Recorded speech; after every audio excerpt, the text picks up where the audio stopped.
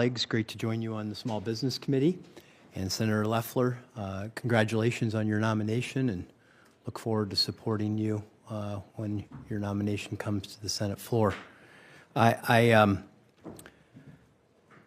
know you are entering this job at a difficult time, in the sense that there have been a lot of questions about fraud that occurred and lost money that has occurred during the pandemic.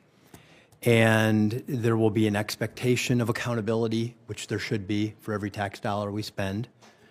But at the same time, we know that speed is, time is money in business and small businesses, particularly during a time of natural disaster, or when they're just really trying to be able to make ends meet to keep the business open, and they may need help from the SBA, so that time is also so very important.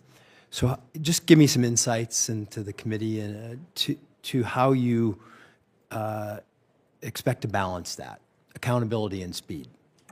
Thank you, Senator, and thank you for making time to meet in your first week here in the Senate. I enjoyed our conversation and know that small businesses have a champion based on your work in Ohio for them. You ask a critically important question about accountability of these programs. Americans are expecting them to be there when they need them. When they're not, it creates yet another layer of uncertainty at a time of devastation, or at least uncertainty if you're forming a small business.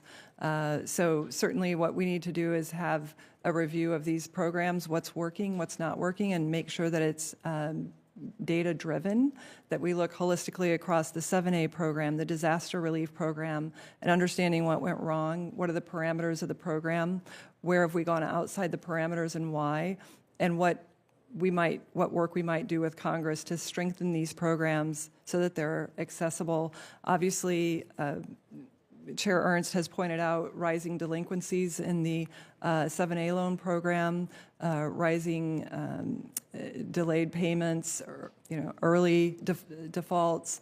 And these are the types of things that red flags should be put up sooner. We need greater accountability in this agency.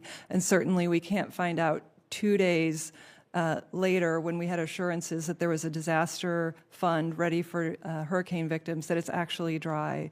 That's an abuse of taxpayer dollars and of the program, and we need to get to the bottom of it. So you have my assurance that, if confirmed, we will work closely to be a steward of taxpayer dollars, be accountable to this committee.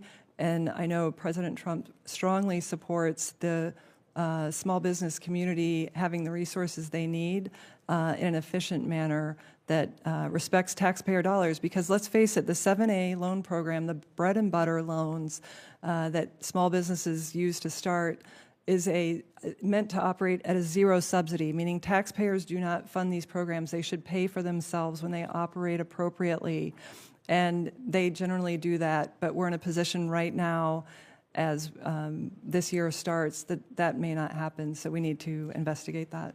Great. One more thought. One of the things that I always talk to my team about is customer service. How do we serve people well? And are we listening to our customer? And then what are they telling us? And then how are we turning that information back to into change, enhancements, things like that we can do? So I'm interested in your thoughts on how you intend to do that, and then encourage you to let us know what you learn, so that we can be better in what we do and how we serve those same customers. This is an area that I really look forward to getting into. The field program, the field operation that SBA has could be incredibly powerful to increasing responsiveness, to tailoring programs that are more efficient to deliver resources to small businesses in a way that the original formation of the agency's intent was meant to do. So I think, first of all, getting people back to work, getting people out in the field, tracking the data and using that feedback loop, looking at how long our case times are open. How long is a case open when someone comes to us with a question? What are How long do they have to wait on the phone for someone to answer it? When you're a small business person, you don't have any extra time. And I think what small businesses want to know is that there are people at this agency that understand the challenges and the complexities that they already deal with, and this agency doesn't need to be one of them. So we want to be part of the solution, not the